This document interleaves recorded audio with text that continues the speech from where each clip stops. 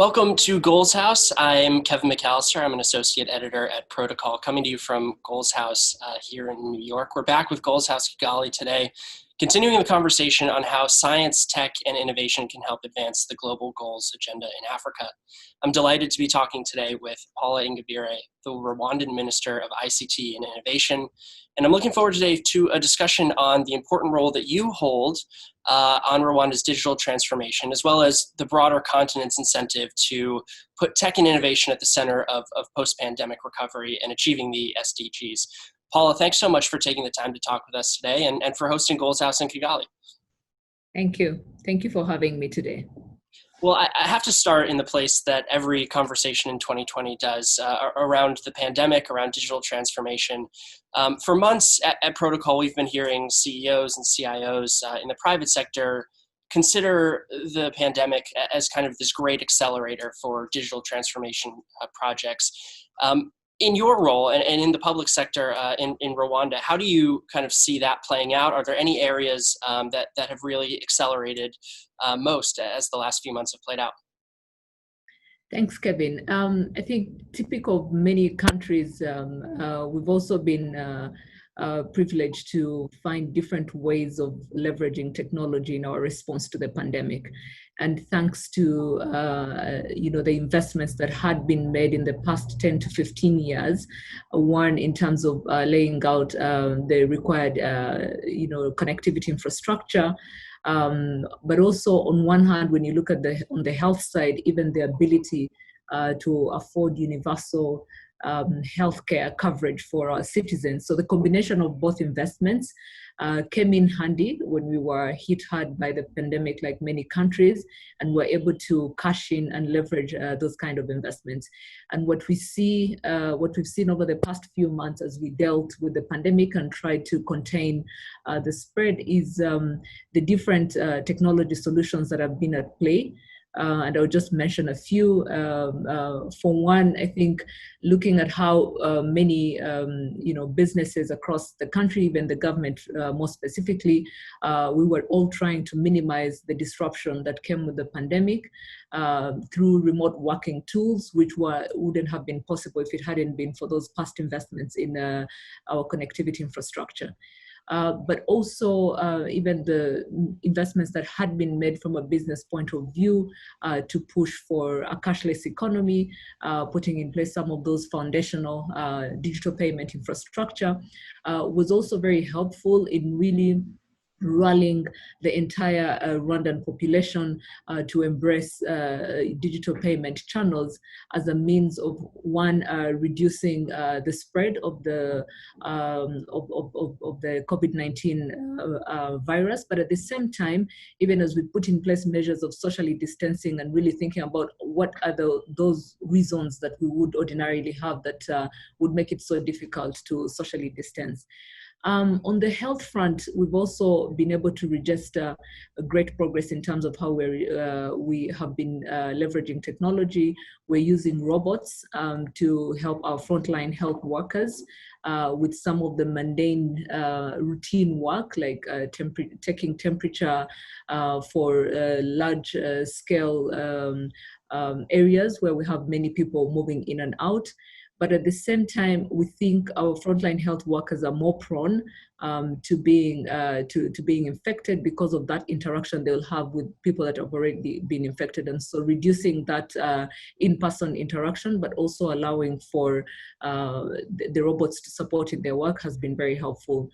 I think, as you may already know, we were using drones to deliver blood as well as other medical products to the different areas within the country. But when the pandemic hit, we started to rethink what else could we use them for. And they were also used as a channel through which we would, monitor how the different measures are being enforced, but at the same time disseminating messages across the different populations, going to those densely populated areas to just broadcast some of these measures that we have in place. And I want to end on on a different note on how we've been using technology, including using some AI models to predict and mapped the high risk areas. And that helped us in understanding and also even feeding into knowing what level of preparedness was needed across the country. And that informed those decisions from a healthcare perspective. Mm-hmm. That point about drone delivery and kind of repurposing that technology is really interesting, and leads into, uh, you know, a question that I had about how that kind of impacts the whole sector more broadly. I think here in the States, we've seen that kind of innovation of repurposing technology on the consumer level, just in terms of things like QR codes, which were old technology that have been repurposed for social distancing measures and things along those lines. I'm curious, besides drone delivery, have you had any other kind of repurposed technology that's found a new footing here in 2020 as the global kind of conditions have changed?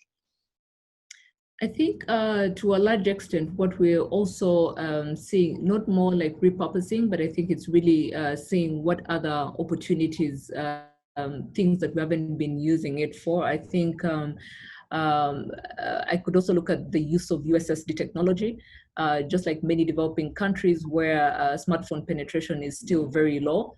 What we've also been trying to do is to say, how do we put in place an app that allows for people to be able to register any symptoms that they may have, as opposed to waiting to go to the nearest healthcare facility.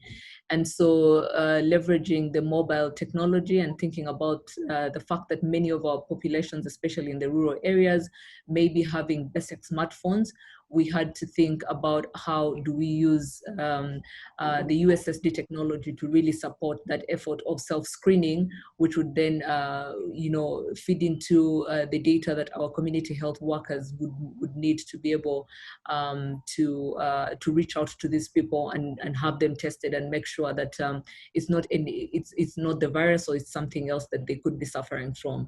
And so I think for us, it has just been really trying to understand, are there different technologies out there that we can leverage, some that have been in use, but at a very small scale. And now is there an opportunity to scale the use of these technologies? And I think USSD was one of them because of the reach it had for our population. Mm-hmm. You've mentioned connectivity a few times already, and I know the numbers in Rwanda as far as 4G coverage are strong. What impact does that have beyond 2020, and how are you thinking about kind of the next age of connectivity as 5G trends seem to be kind of sweeping the globe?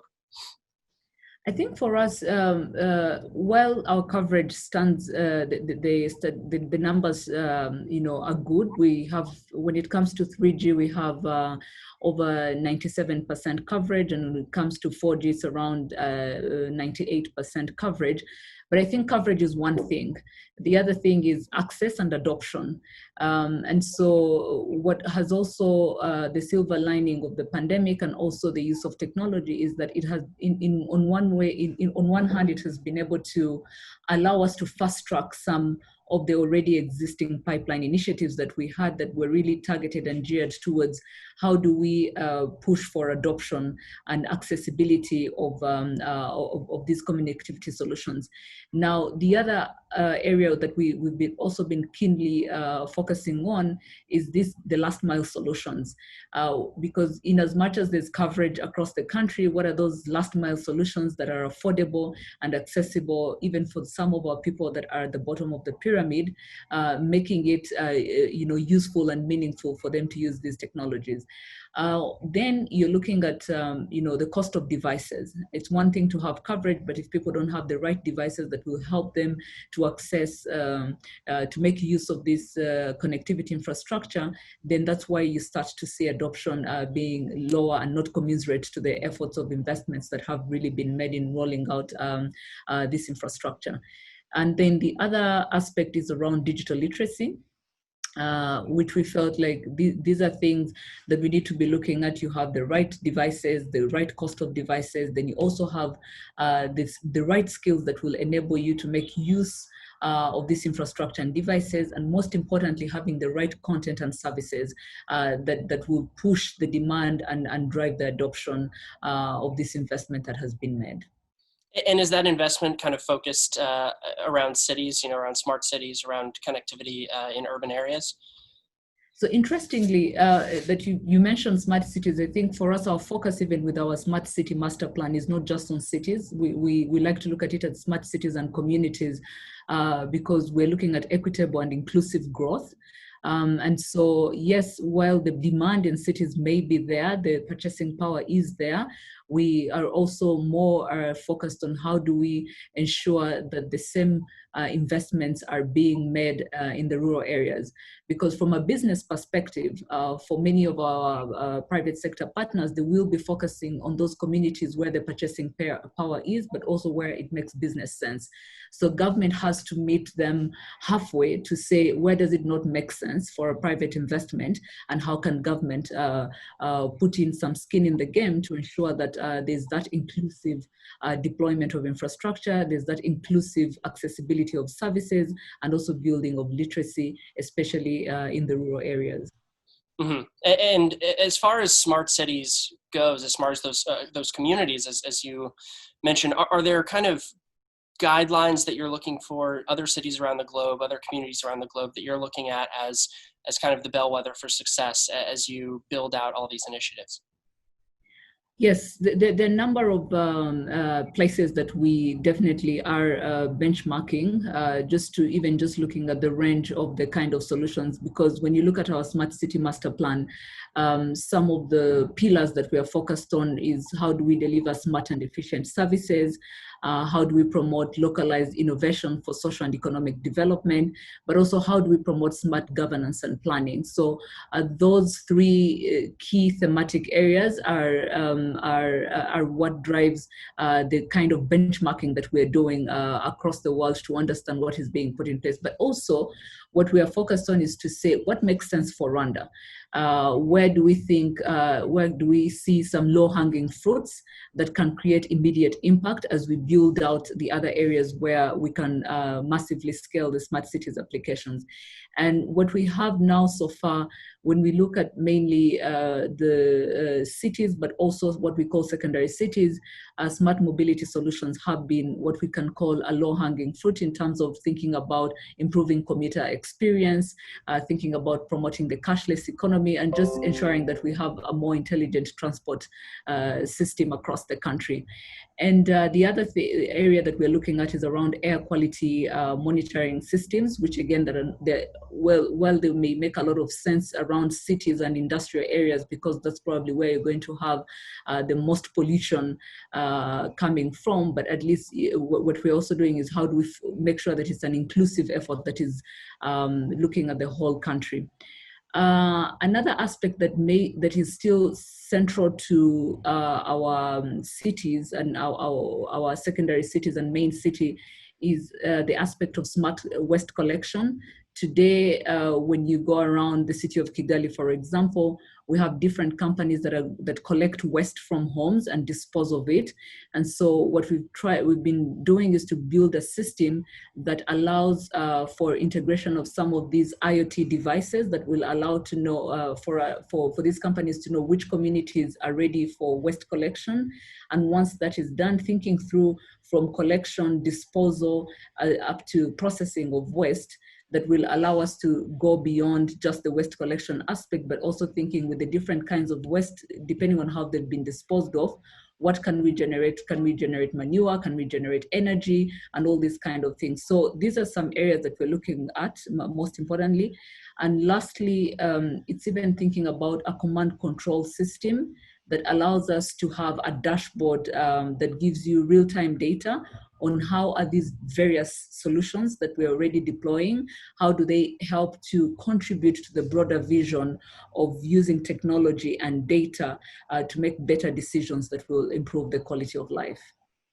Well, digging into data, the flip side of any IoT conversation, of any data collection conversation is privacy. I think there's been a resurgence of interest in privacy in the EU, in the US here with legislation, as well as just broader privacy concerns. How are you approaching privacy as you're figuring out the policies that you want to set as far as ICT goes?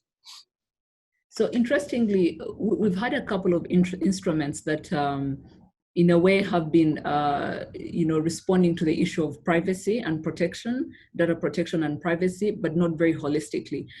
Currently, we just about a month ago, we finished putting in place our data protection and privacy law that is going to be going to Parliament for enactment. But then what we're also looking at is to understand what are the boundaries that we're setting, because on one hand, you want to be able to have access to data that will allow you to develop back to one of the flagship areas where we're thinking about localized innovations. Those innovations are definitely going to require a wealth of data sets that they can leverage to really contribute to having more relevant smart city solutions. But how do we do it in a way that is not infringing on the privacy of some of what we call data that it can be, personalized data. So could it be that we're going to aggregate data sets and share them with our different innovators, and they use these aggregated anonymized data sets that allow them to still create relevant solutions without necessarily giving them this kind of data sets that can, infringe on privacy rights. So this is what our national data protection regulation and privacy regulations are covering, and we're hopeful. It's been a consultative effort that involves the different companies, citizens, really just trying to ensure that it's done in a very transparent manner. To switch gears a little bit here, I want to move back to localized innovation, which you've talked a lot about infrastructure so far, and I think the flip side of that is talent. Some communities and countries and cities approach that as a field of dreams kind of approach. If you build it, they will come. I'm curious, how are you approaching it in Rwanda? Is that the mindset that you're going for? Are there separate initiatives specifically around talent? So talent development has been a key priority for us as a government of Rwanda as far as 15 years ago. And that was critical because of our vision to become an innovation-led economy. And we knew that that can only be fueled by having the right talent in place. Of course, that also, talent in itself is not enough. I think one of the other aspects we're looking at is how do we build a Pan-African talent within Rwanda? How do we attract the different highly experienced Africans across the continent to come to Rwanda, co-create solutions that can respond to challenges that are specific to Rwanda, but to a large extent that we know also reflect the status across the African continent. If you're going to be dealing with energy, related challenges, access to energy or infrastructure, the kind of challenge, the set of challenges we're dealing with in Rwanda will not be so different from what Benin is dealing with. And so being able to create those kind of solutions and business models that can be scalable beyond Rwanda. So our vision of creating that Pan-African talent and being a Pan-African hub has been really informed by some of the partnerships that we've been able to attract here in Rwanda. I'll give you a few examples. We have the Carnegie Mellon University for Africa. This Center of Excellence has been, when you look at the diverse caliber of students they're attracting from across the continent. And this has also been a good pool through which we are seeing many of these students, once they're done with their graduate studies, they're forming companies, and they're also looking at the different challenges they're facing in their different homes, and they're co-creating solutions together, which we believe are going to be used across the continent. We have also the Africa Leadership University as well. We have the Africa Institute for Mathematical Sciences. All of these, as well as Andela, have an outfit of attracting talent from across the continent and making sure we make good use of it here in Rwanda. But I wanted to add one thing to that. I think it's one thing to have talent, but how do you promote these innovations? There's a saying that money follows talent. A critical gap that we still have is innovation-friendly financing, and so that, and because we know the venture capital market on the continent is still nascent, we also know for it to grow, there has to be a concerted effort towards building this critical mass that we're looking for. And so once you build that critical mass, then inevitably we'll start to see more financing flowing into the continent, which can then contribute to scaling and nurturing these localized innovations. And does that play into kind of the broader theme of urbanization, both in Rwanda as well as in Africa more broadly? You know, as you're thinking about money following talent, you know, more people moving to cities, more people engaging in that kind of economic landscape. Is that something that you're thinking about as you're figuring out scale for all the projects that you have, you know, in all the irons you have in the fire? Absolutely. It's something we're thinking about. I mean, going back to really what's central to smart cities and and rapid urbanization that we're seeing across the continent, I think central to all this is how do we improve the quality of life? And the aspects that one is looking at are safety, convenience, you know, better population health. You're looking at the environmental quality, the cost of living. So in that sense, if you're looking at all these different aspects that contribute to the quality of life, then yes, that's how you know, the flow of talent, the flow of money plays into some of the decisions we make, even in terms of thinking beyond that and looking at what kind of proof of concept ideas are we trying to promote, not just for Rwanda, but across the continent, that can contribute to how we can leverage technology to contribute to this rapid urbanization that we're seeing. The other thing, of course, when I just look at the statistics, even just for Rwanda, we're looking at in the next, by 2030, having our, you know, urban population growing threefold. Now, there are certain cities where it's more than that. And so that is already a potential market for some of these solutions, but also understanding the scale that we're going to be dealing with going forward. I think I have time for one last question. I've heard you describe ICT as an integrator and an enabler in previous interviews. As you head into 2021, is there an area that has yet to really be integrated or enabled by ICT that you're going to be focusing on? So I think what we're going to be focusing on, there are a couple of areas, but I think the key two areas we're going to be focusing on are education and agriculture. I think by and large, education has been heavily disrupted, especially with the pandemic. We have the kind of access to you know, continuity with education has you know, has required that there's massive investments that are being put into you know, some of the connectivity solutions, having the right content online, digitizing content for students, making sure they have the right devices and skills. So that's definitely going to be a priority area for us, not just for 2021, but just to help us, you know, shoulder any future shocks that may happen similar to the pandemic that we're going through. So that's one. The second one is around agriculture, which again, we believe 70% for Rwanda, more than 70%. I think this is also reflective for the rest of the continent. More than 70% of our population is involved in agriculture activities.